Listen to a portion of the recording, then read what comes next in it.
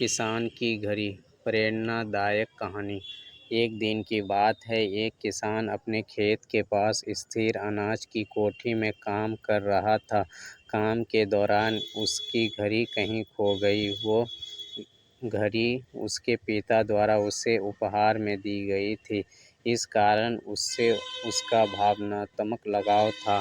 उसने वो घड़ी ढूंढने की बहुत कोशिश की। कोठी का हर कोना छान मारा, लेकिन घड़ी नहीं मिली। हताश होकर वो कोठी से बाहर आ गया। वहाँ उसने देखा कि कुछ बच्चे खेल रहे हैं। उसने बच्चों को पास बुलाकर उन्हें अपने पिता की घड़ी खोजने का काम सौंपा। घड़ी ढूंढ निकालने वाले को इनाम देने की घोषणा भी की।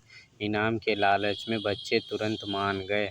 कोठी के अंदर जाकर बच्चे घड़ी की खोज में लग गए। इधर उधर यहाँ वहाँ हर जगह खोजने पर भी घड़ी नहीं मिल पाई। बच्चे थक गए और उन्होंने हार मान ली। किसान ने अब घड़ी मिलने की आस खो दी। बच्चे के जाने के बाद वो कोठी में उदास बैठा था। तभी एक बच्चा वापस आया और किसान से बोला कि वो एक बार फिर से घड़ी ढूंढने की कोशिश करना चाहता था।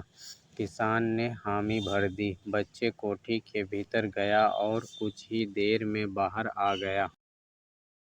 उसके हाथ में किसान की घड़ी थी। जब किसान ने वो घड़ी देखी तो बहुत खुश हुआ। उसे आश्चर्य हुआ कि जिस घड़ी को ढूंढने में सब नाकाम रहे, उसे उस बच्चे ने कैसे ढूंढ निकाला।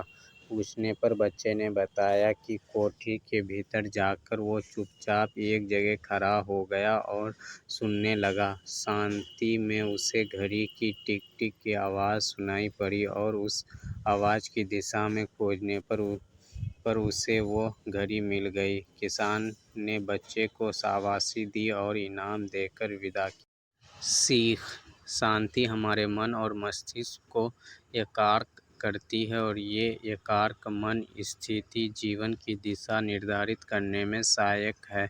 इसलिए दिन भर में कुछ समय हमें अवश्य निकालना चाहिए, जब हम शांति से बैठकर मनन कर सकें।